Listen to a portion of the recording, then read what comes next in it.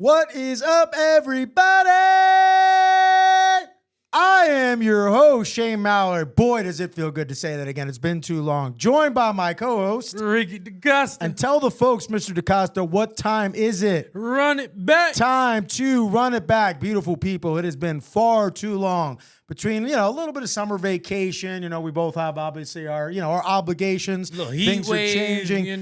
Crazy heat wave, man, and obviously a crazy weekend. But we are not a politics podcast. We are a sports podcast, and that's what we're going to be bringing you, man. Some hard-hitting sports today, okay? Glad everybody's okay from this weekend, but we got a lot of sports topics. It's been far too long since we've come to y'all. So we are here today to talk some sports. I could not be more excited. Some managerial changes. We won't really be doing segments, at least as of right now anymore. We got a new production guy. Please welcome Rob Barling to the show. He's helping us out in the background and running the show going forward. He's got a new kind of little setup for us. So we're going to kind of just go, at least today, we're going to try an hour, right? Yep. See how many different topics we can hit, and we're just going to get after it. So I'm excited, man. How you doing? Listen, it's great. It's good to be back, right? A lot has happened, between the Celtics and, the Knicks. Right. A lot of things to talk about. Legitimately, the NBA free agency has been amazing. Football is approaching rapidly. It is. Fantasy is approaching rapidly. Yep. And so once we get out of this. You still got to respond to that trade I sent you too, listen, man. he always sends me shenanigans, right? No. Let the record Nothing show, shenanigans I've about said it. this before, and I'll say it again. He invited me in his league, and I dethroned him immediately. So all of his friends trade with him, so now he could defeat me. So he wants me to give him players so he can defeat me, right? So no, you need to bail out for your Rasheed Rice situation. Don't lie. Listen, the draft is coming up. I'm a solid evaluator of talent, so I ain't afraid. I'm the champ. I'm the champ. So if you want to be the champ, you got to take me down. Yeah, right. Man. So of course, listen, I loaned you the title for a year, man. I won two. It was getting you can't boring. live in the past, right? You can't live in the past. I Remember know. that. So that was last season. I guess we're gonna see what happens this year. Let's see. But listen, speaking of transaction things going on, news reports today that Brandon Aiyuk is requesting a trade from the 49ers. Give me your thoughts on kind of this whole situation that the Niners got going on. Obviously, they drafted Ricky Pearsall in the first round of the draft. So that's a receiver that was potentially going to take either his or potentially Debo's place if they decided to move one of them. Now, they had extended Debo, but I think it's a movable contract at the same time. Aiyuk, I guess, makes the most logical sense, being that he's on the final year of his deal.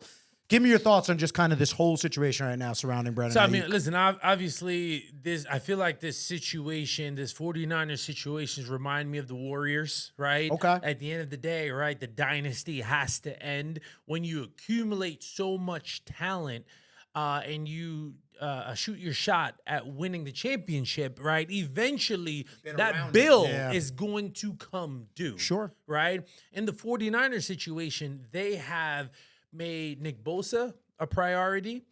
They've taken care of Trent Williams. Sure. I said it that they would give from the inside out. But I said they would give CMC a raise. Yeah, he was already the highest running back in the league paid, and they gave him another $3 million. Two-year add-on? It's like a 2-year add-on. There might be an op for 3. Yeah, basically $19 million a year is what he's getting. Good he's for up him. From 16 Well-deserved. Well-deserved. Extreme workhorse. 20-plus touchdowns last year. Won a ton of people fantasy championships. Oh, yeah. Then, right, you pay Debo. Right, Debo is your utility Mr. guy. Gadget. He can run the ball. He can catch. Right, he's a deep threat. He's an intermediate threat.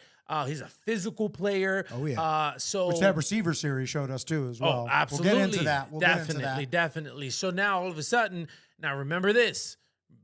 Brock Purdy, he's coming due in 12 months. Yep. Right? Because he's on a 4-year deal because he wasn't a first-round pick, not a 5-year deal. Sure. Therefore, right, he's got to get paid, or you're going to have to franchise tag him, which is really going to clog up their salary cap situation. Sure. So now all of that leads to Brandon Aiyuk, who is the Klay Thompson in this situation.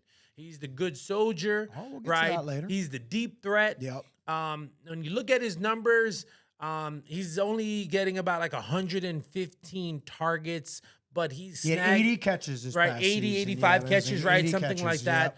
but only on 115 targets. Sure. You look at someone, and he had like 1,300 yards, if I'm not mistaken. Yeah, no, he was 10 up there. touchdowns. Yeah, yep. But he's a good receiver, easily a top 10 receiver. But what he's saying is, well, Justin Jefferson got paid, $35 million. Set the market. Yeah. He's getting 180 targets. Sure. And he's got 1,800 yards. If I had that many targets, I'd have more than 1,800 yards. That's what he's saying, right? Listen, the reason why I compare him to Clay, he's been, quiet. He hasn't made noise. He's gotten better each year. And so now, and again, the 49ers took too long to pay him. If they paid him at the end of the beginning of last season, the end of last year. Well, you can only have the collection of talent for so long. Eventually, like you said, the bill comes due. But right? here's the problem. Aiyuk is the young guy. Yep. Right? He's the one you should be paying, right? And pair him and Brock Purdy together for a long time. And you should be thinking about moving on from some of these players. I said it last year. I would trade Debo. Yes, he's a Swiss Army knife. There's a lot you could do with him. It was definitely discussed. But in the last 4 seasons, he's only been healthy once. And you're paying him now. The market has gone up, but you're paying him good money. You can get value back from him. Klay Thompson walked away. I don't want to see that happen to the 49ers now. The receiver market has gotten so expensive, I don't think you can get a first-round pick for Aiyuk anymore. Probably not. So your best bet is a high second rounder, and you're going to have to really try to target a bad team, a New England Patriots, Carolina Panthers, to really be able to hope that if you get a second-round pick is a top 10 second-round pick. Sure. So the situation's tough. Do I think Aiyuk is a $33, $34, $35 million wide receiver? No. Yeah. But in this particular situation, the market is commanding that he gets about $30 million because what's his name? Devontae Smith from the Eagles, he's getting $28 million. Yeah, he got big money too. Waddle, he's getting $28 million. So that's the floor for Aiyuk. Sure. Right? And I think they said their neighbor to be somewhere around an average of 20. Their ceiling to pay him would be $26 million, or what some of the reports are saying. Exactly. They wouldn't exceed that number. And his floor is at 28. So now the math doesn't make sense anymore. So again, if I'm them, I pay him, I trade Debo. I'm still gonna stand on that. Okay. But eventually, the reason why I brought up this comparison between the Warriors and the 49ers, Nick Bosa's getting older. Yes, that's what you're a pass rush guy, but you're paying him $35 million a year. Yep. Like I said, Debo's contract is up after the 2025 season. Okay. Purdy's contract is coming due in the 2025 season. Yep. And so that's a quarterback, so you know it's going to be big money. Right? The quarterback's Brock Purdy, is he a $55, $60 million guy? No. But a lot of that could rest on this season, too. True, but he's never gotten the bag. Yeah. Aiyuk has never gotten the bag. Sure. So, and then, George Kittle is coming due in 2025. So when you start to look at all of these things, decisions on the 49ers have to be made. It is criminal to let a guy walk out the door.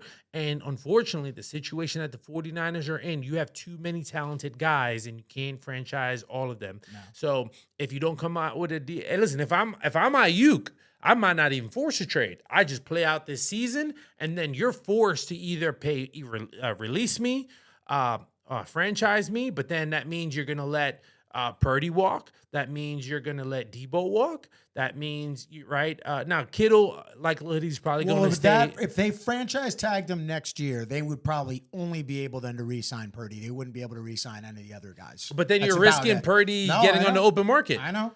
So, listen, the Bengals are in the same situation. They got to pay Chase, and they got T. Higgins on the franchise tag.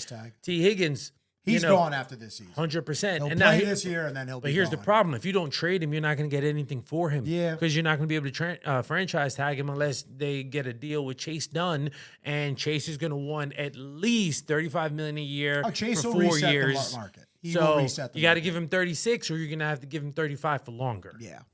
So I feel bad for Brandon Aiyuk because obviously he's a very productive receiver, easily a top 10 receiver. I think some people might try to argue him in that top 5 circle. I don't know if he's quite there. The 49ers are looking at this like, hey, we value you, but at the same time, it's really based on the production. And we talked about, again, whereas a guy like a Justin Jefferson or a CeeDee Lamb is the other part of this. The fact that that deal hasn't dropped either is a huge kind of, fly in the ointment too as well with the 49ers working out this deal. And that would probably only drive the price up further because CeeDee is going to get big money. If it's not at least equal to Jefferson, it's going to be comparable. So when you look at somebody like an Aiyuk, the 49ers, I think, are just trying to look at it in the most practical manner. We value you, but we don't value you quite as much as some of the other positions. I know you mentioned Trent Williams and Bosa both getting up there in age, but the 49ers value those positions and what they mean to their team just a little bit more. And I don't think it's a coincidence that they went into the draft and they drafted Ricky Purcell. One way or another, they're looking to go and move one of these receivers. Now, the fact that they haven't moved Brandon Aiyuk yet or come to any contract negotiations makes me think that they're still trying to explore other avenues, possibly like you just said, maybe still trying to move a guy like a Debo. Because while Debo is he's such a Swiss Army knife and an interesting player, you have Christian McCaffrey, who is very similar to Debo in terms of some of his skill set because he can go out, he can catch passes in the flat, through the backfield as well.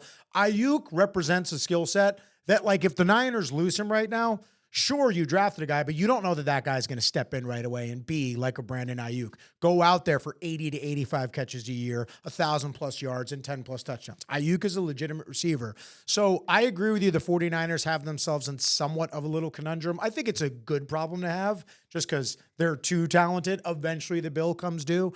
But it'll be fascinating. I do think that it's tough to predict what's going to happen. I feel like I got a weird feeling that they're going to try to trade Debo. I think in some weird way, they're going to try to trade Debo and move him so they can figure out a long-term contract with Aiyuk. It's football. Everything is based on age. This is a young man's game. Yes, it is. Right? So Debo is approaching 30. CMC is approaching 30. He's 28 or 29, which in running back years, I mean, it's tough. Nick Bosa, I think he's a little further out. I think he's 27, 28 in that range. Right? Yeah. So listen, he's still in his prime. But again, based on that contract, what could you get for Nick Bosa? Right? Could you reset your financial situation by trading a Nick Bosa because he's at the apex of his talent, and then bring in, which is not going to happen. But I'm saying at a very minimum, you could probably get at least 2 first-round picks for a Nick Bosa and a player. Right? If you traded him right now, I'd say you within the next 12 months, right? So, make your run at this Super Bowl. I would trade Debo before the season, extend Aiyuk, and then I'd be exploring a trade with Nick Bosa, get younger in the position, make sure I get 2 first-round picks. You're gonna have to pay Purdy, right? And in paying him, that's gonna really, now you're paying, think about this, $19 million to CMC, $30 million to Aiyuk. Let's just say $50 million, even though the market for Purdy services is between 50 and 55. Sure. I think he would take a little bit of a hometown discount. So, but at the very least, I think he's getting a especially because they gave him that shot a Jalen Hurts the 8-game contract size. Yep. So I see him at 5 years, $250 million, okay. 160 to 80 guaranteed in that ballpark. I think that's the Purdy market, and that's a very respectful offer, and it's not the top of the market. So that's definitely something the 49ers should jump on. But if I'm them, I would be getting younger at my skill position and, younger on my defensive line, right? That's where I would be. And the question is, as great of a player as Nick Bosa is, can I trade him for 2 younger models and a player now? Because remember, Nick Bosa Sweat don't grow on trees. Yeah, but Sweat got traded for just a second-round pick because they had to sign him to a big contract. It's tough. Bosa's already under contract. I know. It's tough when they're under contract and they're starting to reach that point where they're 3 to 2 years from 30. Because then all of a sudden, it doesn't matter. It's just like driving a car off the lot. As soon as you drive it off the lot, it depreciates in value. It's just the nature of the business. Now, remember with Bill Belichick, you got to trade him 1 year too early. Correct. Right? Versus 1 year too late. Yeah, you'd rather be 1 year early. And so that's early. where my mentality is. And unfortunately, you wait too long. And here's the thing. Unfortunately with Aiyuk, he's been the good guy. Yep. Right? Nick Bosa held out. Debo held out. So that's the only way you can get things done if you withhold your services. So Aiyuk is just playing the game. So let me ask you this then about Aiyuk. Let's say Aiyuk gets moved. What do you think would be an ideal fit or scenario for him to go? Ooh, that's great. So like obviously from a financial perspective, the Patriots is the easy one. Sure. They're rebuilding. They'd have the money to pick him up. So that would be like a really solid pickup. That'd be the more realistic. But if you were looking ideally, like where would be a good fit for Brandon Aiyuk to go? Or like a team where it's like all of a sudden, okay, now you're setting yourself up to go and be, you're taking that next step to go and be in the, the contender stratosphere. Honestly, I would want to go to Buffalo. Yo, I was thinking the exact same thing. I would want to go to Buffalo, right? The exact same thing. I'd want to pair myself up with Josh Allen, a quarterback that I know that's going to get me the ball.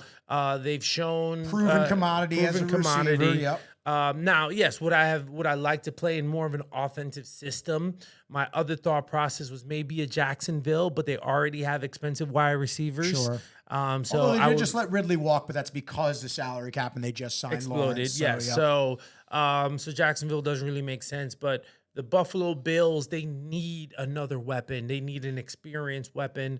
If I'm them, I'm willing to give a first round pick now because that you get Aiyuk, you're back into the Super Bowl conversation. Sure, absolutely. Right, to me, they're on the outside of that conversation. Yep. You look at the Dolphins and you look at the Jets, right? They're going to make a very competitive run this particular season. Oh, no, that division's going to be tough. So that like, obviously, I'd like to see him with the Steelers, but don't love their quarterback situation, and I don't love their new offensive coordinator. I'd want to see more there, but I think Buffalo is the pick. So I'll give you mine because you just jogged my brain because I was thinking Buffalo too. How about the Chargers? The Chargers just got rid of Keenan Allen, and they let go of Mike Williams. Mm-hmm. They're a little bit not established quite yet at receiver, but you can see with Harbaugh there, they're rebranding their identity somewhat. Bring in a proven receiver, a guy who can go and catch the ball, someone else, just that Justin Herbert, can trust and rely in. Mm-hmm. I think that wouldn't be a bad fit either. I'd say the Chiefs do, but I know the Chiefs can't afford him, especially with what they just Chiefs did can't with Chris afford Jones. him, and I don't think that is. And they got two nice receivers now. They brought in Hollywood Brown. They brought in the young kid from Texas, cheaper, more well. affordable. So. I don't think I don't love the Chargers one just because Harbaugh is such a run-heavy guy. He wouldn't get the ball as much, but he's used to an offense similar to that in the 49ers too as well. And Herbert is a good quarterback. So, like, from that standpoint, I like it. Watch out for the Chargers this year, too. I think they're going to be better than people expect. I'm not thinking 12 wins or nothing, but I wouldn't be shocked if they made the playoffs. I would say second season. He needs one more season to clean up the salary, bring in his guys, and then I think they're going to make some noise. Well, so now listen, all this receiver talk, Brandon Aiyuk, where could he go? The new receiver series on Netflix dropped. It dropped last week. Listen, that thing I watched is good. it in one day. It was so good. And I know you started watching it too. Yeah, I got 1.5 episodes left. But it's awesome. I got such a great respect for St. Brown now. He's awesome. Like, good dude. Yep. Works his tail off. Exactly. Right. It's all about effort, hard work. And he's bitter. That's why he's so good, because he's freaking bitter, man. You got to hold resentment over things like that. It's that MJ mentality. Yeah, listen, he remembers every single receiver that was drafted before him. Has it written in the notebook. He reads it before every day. I just love that kind of stuff. Again, listen, I think it's easy to sit on a pedestal, right? Sure. It's easy you're in the NFL, you're getting paid millions. He knew he was going to get a big contract. And so, for the most part, life is perfect. You got a girlfriend. You got, stability in Detroit. So everything is going right. But, for him, he's not satisfied, right? He's changed. That mentality is changing the culture in the Lions. So that's why it was so valuable for them to pay him. And so that type of respect I really appreciate. Did you see his reaction to not making the Pro Bowl too? I'm like, you guys better watch out. You just made this guy now set up for 1,700 yards next year, man. And dude's a problem. Golf is getting him the ball, right? Yeah. So, that's goes to the jug machine every day after practice. 202. Catches 202. Not 200, 202. Because the guy in front of me is catching 200. Yes. So I'm going to catch 2 more than him. 100%. You got to respect a guy who, even at the professional level, never loses that type of a work ethic, man. It just goes to tell I you. feel like Aaron Donald was that way, right? Oh, So to try to compare a similar mindset, obviously it's different positions. Yeah. I think Aaron Donald had that mindset because his workouts were incredible. He doesn't even look like a D tackle. He doesn't. He did. Right? And for the most part, from a height standpoint, he looks undersized, but he was an absolute beast. So quick, so strong. Absolute beast. And in that, they really talked about the art of being a wide receiver and running the Remember route Devontae tree. Adams talking with the defensive end, saying how, so your work at the line is like the same thing as ours. We're trying to get. I'm like, this is so cool. But like watching how the two positions are so different, yet also so similar at the line of scrimmage. But Devontae he's universally known as the best off the line of scrimmage. Yeah. And if you literally Jefferson was even saying that, who a lot of people think is the best receiver, and he's like, I learned from Devontae. Literally watch his feet. Yes. When the ball is you can't get hands on him. In the first 2 yards, Yep. he may have moved his feet 8 times. 8 times in 2 yards in roughly 2 seconds. I know.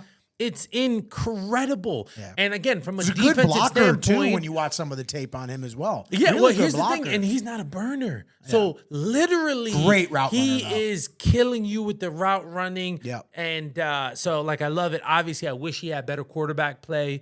The work is done before the snap. Exactly. Yeah. Exactly. He set himself up before the snap for success. So yeah, love that. Justin Jefferson, I heard, Jets, right? That's what he is. Let me tell you something about him too. He surprised me, and I was talking with the producer actually about this before the show.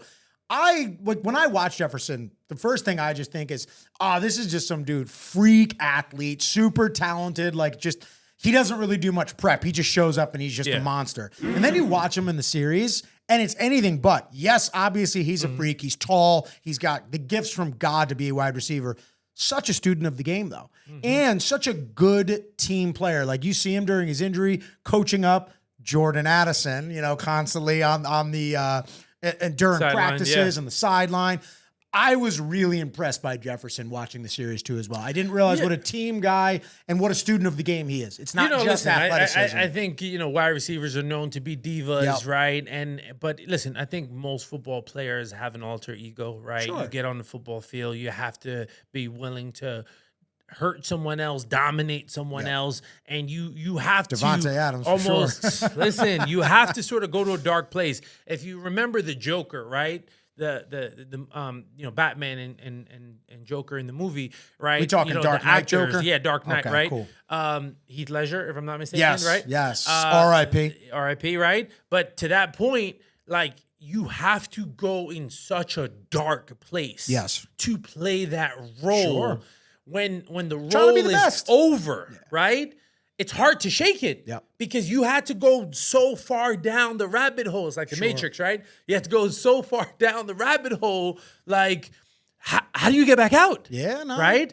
And so it's a personality, Justin it's a mantra, it's a whole persona that you take on. Exactly. And with Justin Jefferson, all right, listen, I love my fam. I like playing my video games. My candy. Look at my cabinet. Hey, I can't be mad at that, right? I'm sure he has some gummy bears up in there. But I like that he hired a chef. So he's like, at least that way, I'll earn the candy at the end of the day. He's taking it seriously. But at the end of the day, he gets on that field. He's trying to kill you. He's trying to dominate you. Hell, his mama's like, when you score, you need a celebration, right? You got to be the best at the celebration. Let them know who you are, son. Absolutely. And so think about that. When your mama is setting that tone, you got to be able to have that alter ego to be like, you can't touch this. Yeah, absolutely. I liked all the guys that I saw in the series.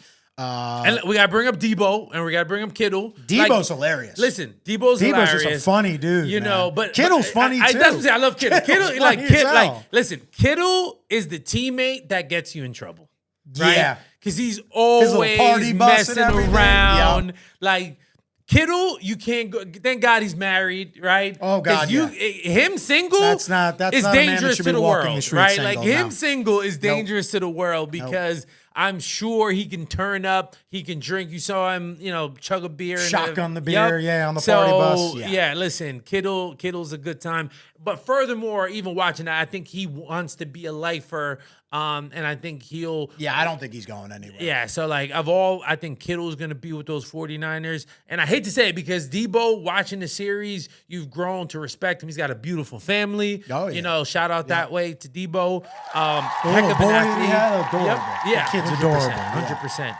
So, with all that being said, you got to make hard choices if you're an executive, right? And I think in this particular opportunity, Debo is the one just purely based on age and health, right, that I'd move on from and, start to get his younger. His play style, too, unfortunately. Like, his play style lends itself to injury. Amen. It won't age well, right? Yeah. Now, don't get me wrong. He could be a Derrick Henry. I'm not betting against Derrick Henry, right? He's just not as big. Exactly. He can't take that physical toll. But yeah, listen, I thought the series was phenomenal.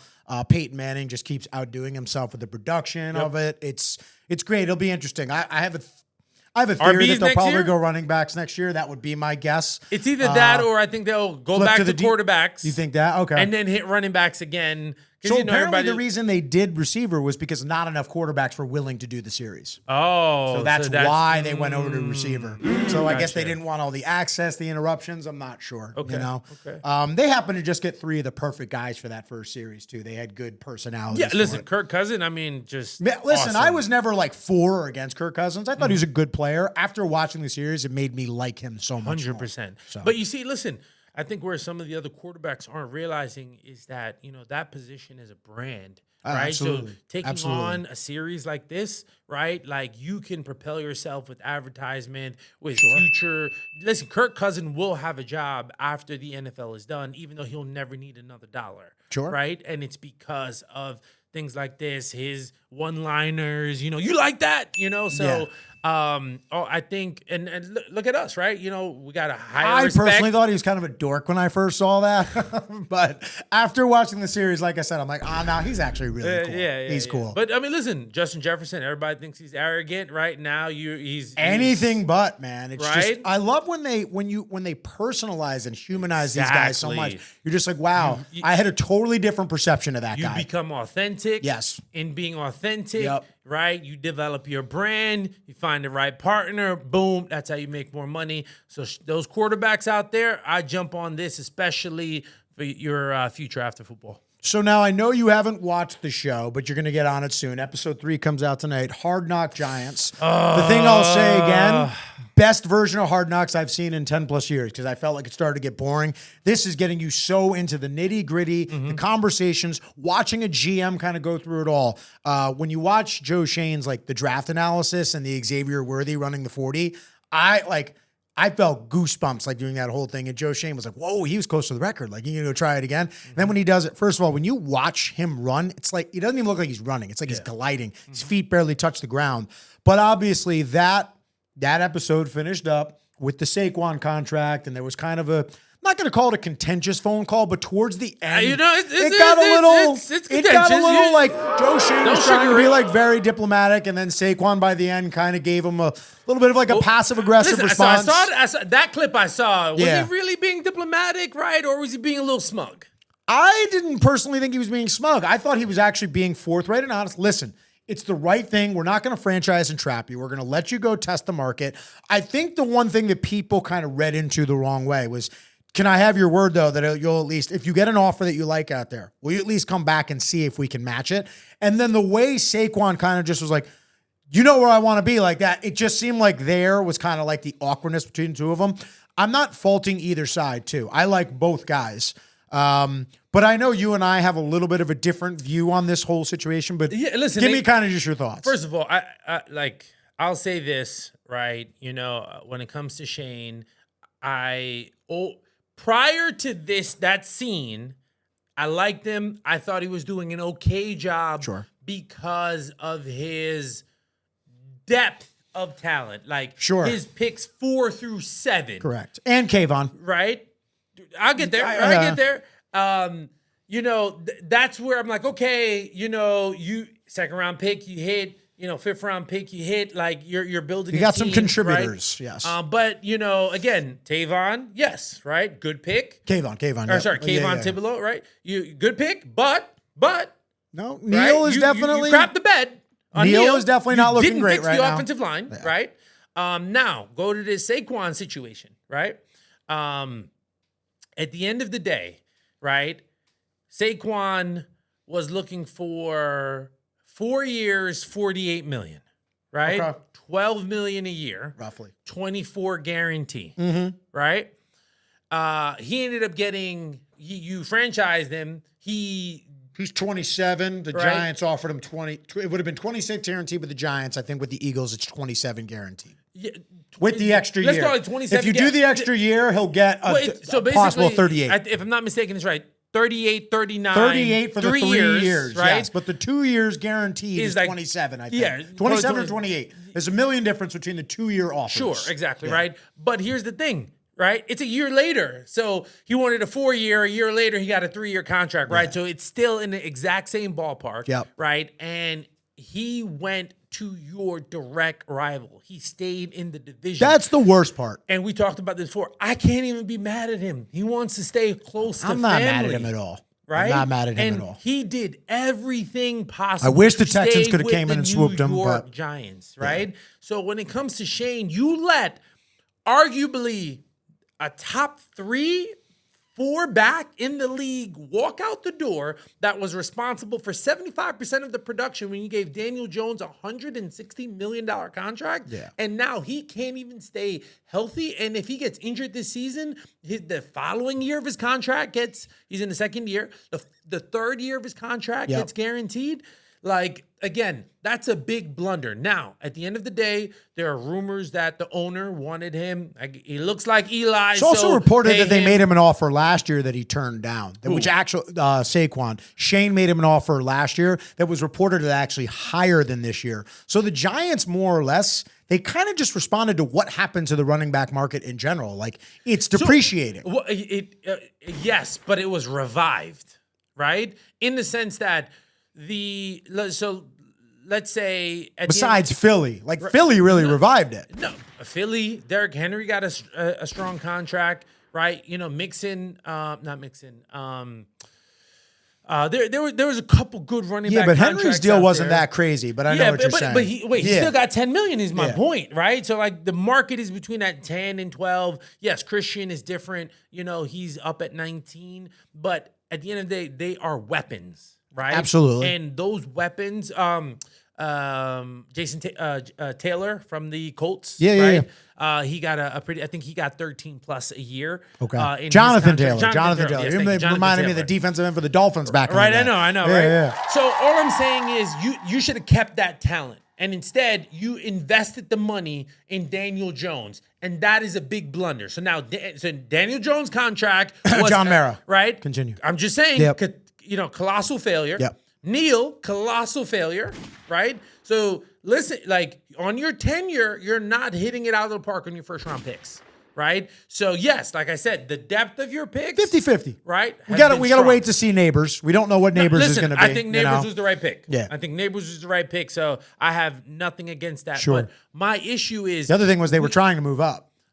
They were trying to move up in the draft. Then it would have been a terrible decision. Yeah. But the cost was too much. Nothing other, and now where I will give him credit, the Burns trade, home run. It's a great trade. Home run. So great trade. Again, hate Neil, but you got Burns. Okay. The defense is almost set. It's time to just go and work on the offense. But that's the problem. We are in an offensive league, and you fixed nothing. Now, the offensive line should be better with the veteran talent that they've brought in, but it's been disastrous for the last 5 years, and it's still not fixed.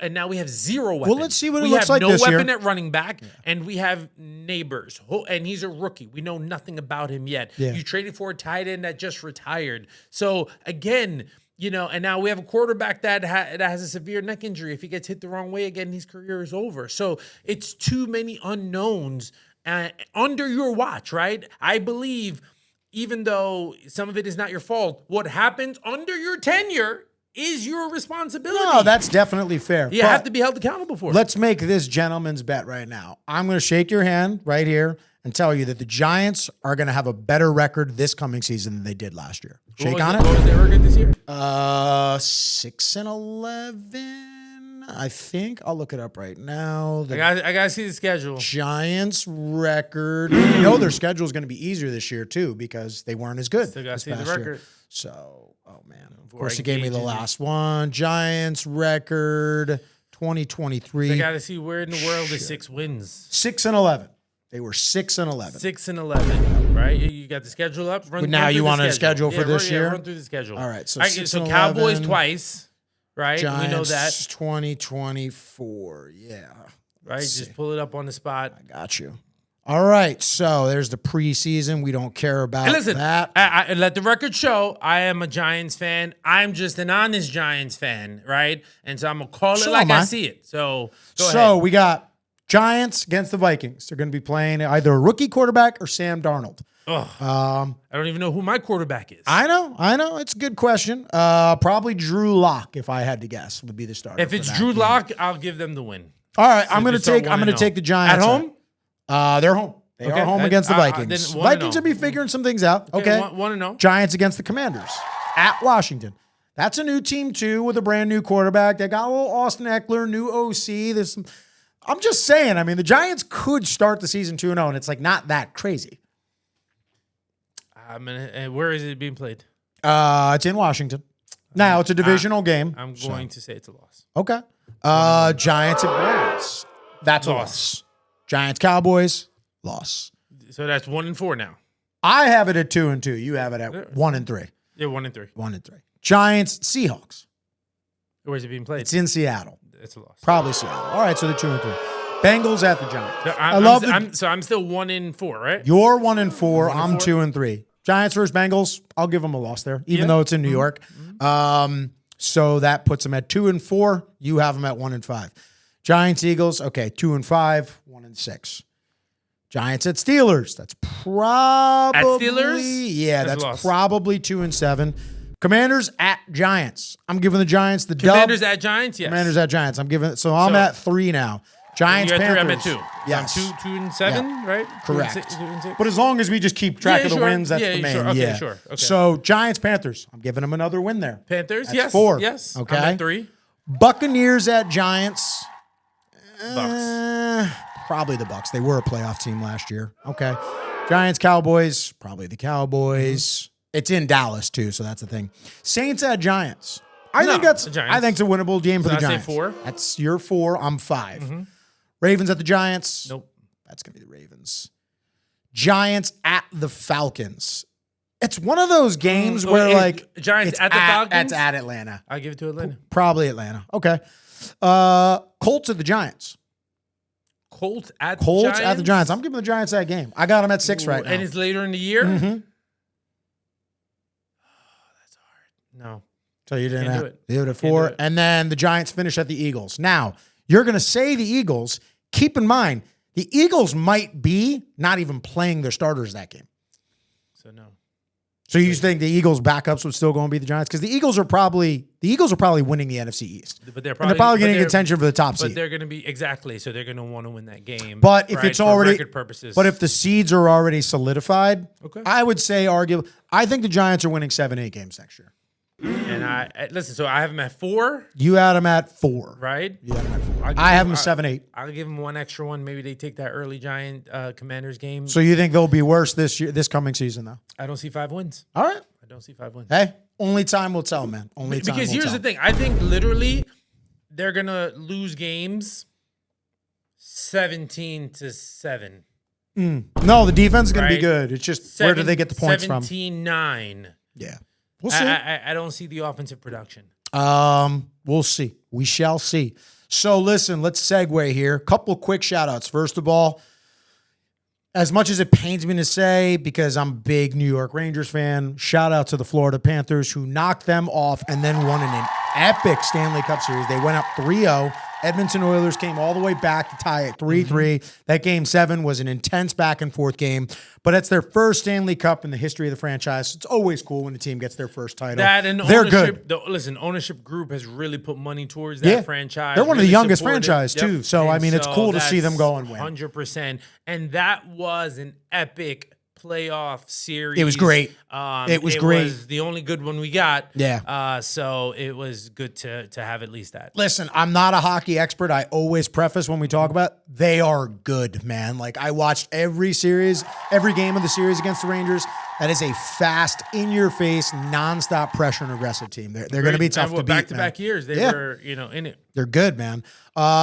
Shout out to, we haven't even spoken since they won the title, but the Boston Celtics, as painful as that is for us to say, listen, I removed my bias. They're legit. That is a good team. Now, we're going to really see. They definitely had some breaks. You know, they had a little luck. They yeah, landed listen, some teams with injuries. It doesn't That's matter. a part of it, though. It doesn't matter how you win the championship. You win a title, right? So we're going to look back in 20 years. No one's going to care that they ran into teams that weren't at full strength. That's part of like I said, that's part of the battle. At the very least, I wish they faced the Knicks, with just Brunson, and I would have, liked to see that a little bit more. I felt like they would have been properly challenged.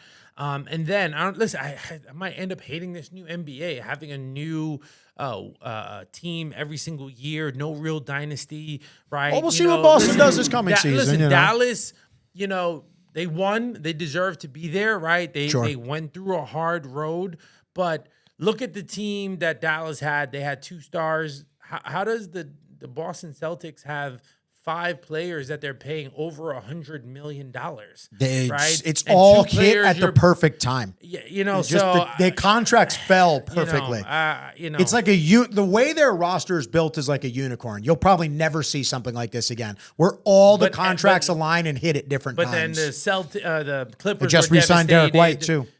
For $100+ million. Yep. He's making 30 plus a year. White makes 30 plus. J. Rue makes 30 plus. Kristaps makes 30 plus. And then Jaylen Brown and Tatum both have like the super max. Exactly. Tatum just got a ridiculous contract. But then what about the Clippers? What about the Warriors? Like, look at these teams. They're throwing players away because they're trying to get under the luxury cap, and Boston is just propelling through it. Yeah. So give Brad Stevens a ton of credit, man. Like the move. They obviously studied and understood where each of the monies were going to hit per year. It just aligned right for them. Because you're never going to see a team with this much talent put together again. Yeah, it's insane. And even with that, if the Philadelphia 76ers were fully healthy, if the Knicks were fully healthy with a Julius Randle, I think they could have gave him a real good run for their money. I agree. And so, we'll see. It's going to be interesting. But they won it. Like, congratulations to the Celtics. Don't want to take anything away from them. I want to see what happens next year. The see Bucks them against the fully healthy East. Yeah, fully healthy East. Yeah. The Bucks haven't made any moves. But hopefully, Dame, his divorce situation, hopefully will be finalized. He'll be in a better mental space. And, he's... They still got to do other work, though. Like, it's currently constructed, I can't see the Bucks beating the Celtics right now. Right. They don't have the defense. But listen, the newly remade Knicks. Let's go, baby. The new 76ers. Let's go, baby. Miami's always lurking. Yep. Right? Yep. Jimmy Butler's going to be playing for a contract. Yeah. I'm not quite as high on Miami as I have been in the past. Jimmy's getting a little bit older. He plays less and less during the regular season each year. Got hurt again in these playoffs too. So, Miami, I think, might need to add some firepower before they could go and really threaten a team like Boston, like they did a couple of years ago. I think their time might have passed. But if there's any team that I think that is set up right now to go and play with the Boston Celtics, it's these new look New York Knicks. First of all, shout out to Jalen Brunson. Let's just put the statue up already. Yeah, he deserves Took that contract early to give the Knicks more room, more maneuverability for the years. You got to respect a guy like that. He wants to win. The Mikal Bridges move, obviously, that's a huge move. What that does with the Knicks now is that makes them defensively. They can go and match up with Boston out on the wings now with the way their team is set up. Now, I hate that Hartenstein left because he provided so much for that team last year.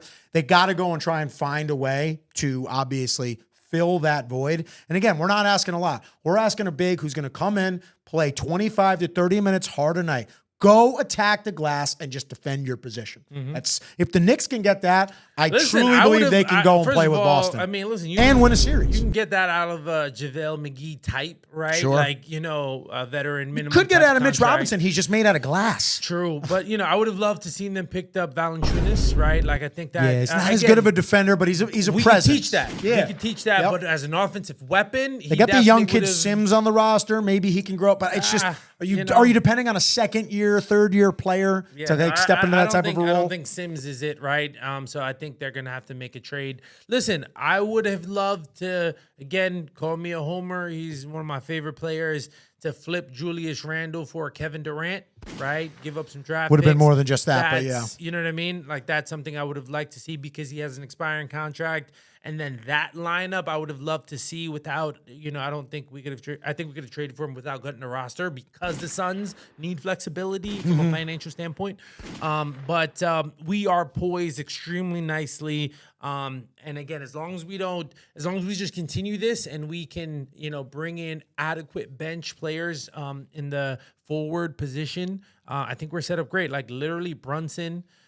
Just a little more OG, beef. Just a little more beef at that center position. Bridges. Yep. And Julius Randle with Mitchell Robinson. Yeah, that's a strong, formidable lineup. And again, I know you don't you would like to see them explore trying to move Randle, but I think Randle could be the key piece in a series against Boston because I think he throws off a lot of what they want to do defensively. Again, if he's willing to play team ball, pick and roll, which I think he's come around somewhat on, especially since Brunson got to the team. Again, if he wants to stay, then fit into the offensive system. Yeah. And listen, I think there's going to be plenty of opportunity. Brunson seems to be an easy player to Absolutely. play with. So he's going to give you an opportunity. Bridges could shoot. OG in the corner is strong. Yeah. So I think there's going to be a lot of opportunities for Bridges and OG on that. Bridges and OG on that wing defensively, man. That's going to be a fun thing to watch. Listen, man. From a defensive it's gonna be really fun. The Knicks might be the best in the league. No, they could terrorize teams next year. They're going to be really set up well defensively. Give me your thoughts on Klay Thompson. It's kind of like, I know you're a Warriors guy, kind of the end of the dynasty right now. They made some decent moves, though, to kind of replace and set themselves up. But Klay Thompson to the Mavs. Listen, of all places, that's not where I would have loved to see him. I would have liked to see him with I do like him for the spacing purposes. Yes. Listen, he fits a role for them extremely nicely. You're just saying for him personally, you would have liked for him personally, I would have liked to see him go to the Lakers, but I get it, the whole father-son thing, I think it was more the LeBron situation, all the unnecessary spotlight, and eventually, And if you come over and you stink, you're going to get blamed at the end of the day. But I think the wide open shots he would have gotten in LA would have been so much more beneficial. That's what I would have liked to see from that particular But playing with standpoint. Luka is almost like playing with the young LeBron. Like, that's a dude that can set you up and get you a good look. Agreed, but I feel as if I don't know if Dallas can do it again. Yeah. Right? Luka's great. The West is tough. But I think based on his and physical and the fitness, Timberwolves are coming. Right? Yeah. But based on his physical fitness, I think he's an every other year superstar. Interesting. Right? So you don't think he maybe makes the year, flip? Yeah, I think he's going to be tired next year. Okay. And he can't give you another Because he played more basketball, and he's going to play in the Olympics too. So exactly. Fair point. Then he gets knocked out in the first round next year. He'll rest up and then come back with the vengeance the following year. Okay. Versus, to me, Klay Thompson in LA, I would have signed a 4-year contract.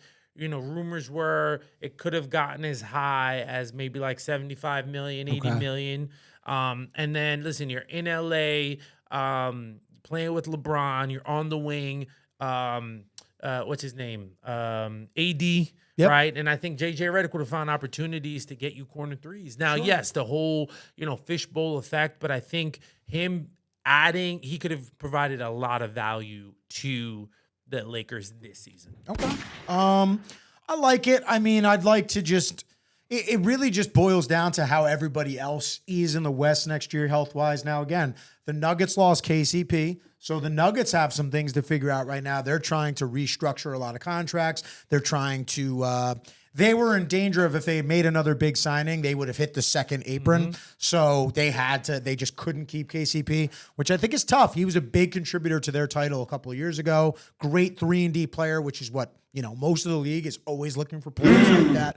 So the Timberwolves made some nice draft moves, though. They're going to be right back in contention. They're young.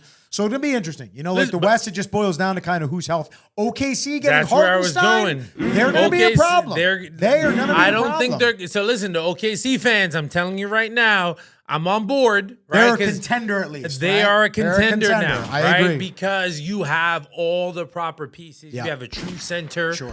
Now you put Chet at the 4 spot. He can play the 4. Yeah, he can play the 5 sometimes, but he can play the 4 with now you have Hartenstein. depth, and everyone's Good forgetting front about line. Alex Caruso. Yep. Right? That's if I'm another not mistaken, great he might be move, coming man. off of the bench. Great and move. with that could be the 6th man of the year, right? Especially in playoff No, time. OKC could- so I love what make they've that done next with step. those 2 moves.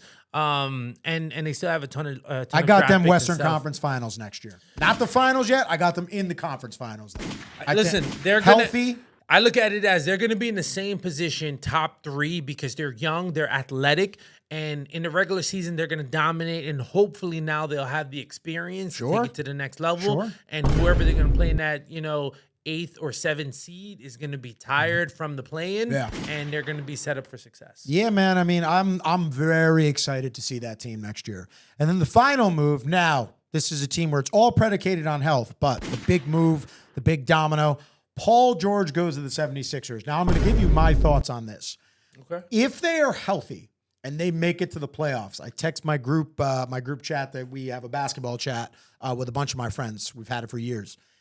If they are healthy, and Boston fans, please don't take this the wrong way. I'm not saying that the Knicks would beat the Celtics in a series. But if they are healthy, the 76ers, matchup-wise, actually scare me more. It's a worse matchup for the Knicks if they're healthy than the Celtics are. Not saying that the Knicks would beat Boston. I think the Knicks match up better with them than they do with Philly, if Philly's 100% healthy. You saw how much problems they had with a banged-up Joel Embiid, a healthy Joel Embiid, plus a Paul George, plus the emergence of a Tyrese Maxey. They worry me if they're healthy. So It's not a matchup I love. I'll be honest, it doesn't, right? The reason why it doesn't, I think you're going to put OG or Bridges on. We have 2 guys to guard George. Right, Sure.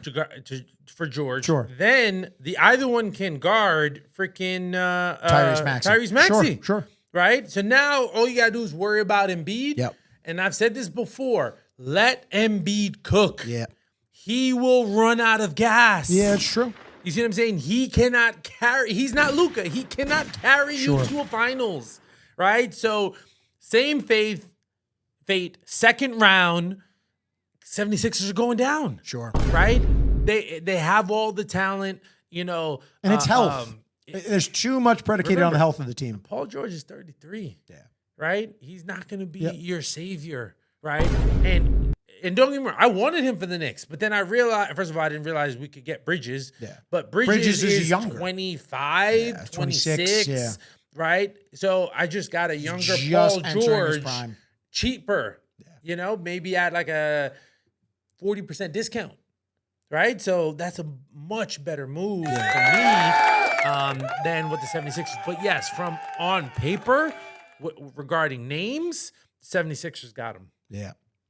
Yeah, no, listen, if I were picking right now, I would say Knicks and the Celtics will be in the conference finals next year. Final topic, all right, before we wrap it up here, the final topic. Angel Reese versus Caitlin Clark in this Rookie of the Year debate. Got any thoughts on this? Listen, I mean, we know who America wants, Caitlin right? Clark is going to win the award. And that's no disrespect to Angel Reese at all. I think she's awesome. But listen, Caitlin Clark's just on a different level. Angel Reese, 13 straight games, double-double, right? Caitlin Clark, though, first rookie in history to have a triple-double. Fair, so right? They both have done historic things. So listen, I think, I don't believe in like participation trophies, but this is one of those situations where if it could be a co-MVP or co-rookie of the year, I would agree with it. For this reason, to keep the pettiness going. Oh, yeah, sure. To keep the pettiness going. Fever need to make a move and get Angel Reese on their team. Those two need to play together. Those two need to play together, man. I need the bad blood. Much as the WNBA needs the bad blood. But as much as Angel Reese might have this weird little tiff with Caitlin Clark, if they played together, those two would be badasses because they are both ultra competitive and they fit so well. First of all, together. they like each other. They're friends, right? And they're super smart women. It's a healthy respect. They are literally driving their popularity with their storylines or whatever, but they're not taking their storylines home. They're literally doing it on the court to drive their revenue, drive their pockets. So a lot of respect there. And but again, I would be. Everyone's gonna go with Caitlin Clark. I'm gonna go with Angel Reese just to be different. All right. Well, listen. I think Angel Reese is really good. She surprised the heck out of me this year, but Caitlin Clark is just special. She's doing things on a basketball court that I just haven't seen a woman do before. And it's pretty special to watch. But Angel Reese is having a very special season in her own right. But, folks, that is all we have for this week's edition of Run It Back. We are so happy to be back. But I am Shane Mallory with my co-host, Ricky DeGusta. And we will see you next week when we Run It Back.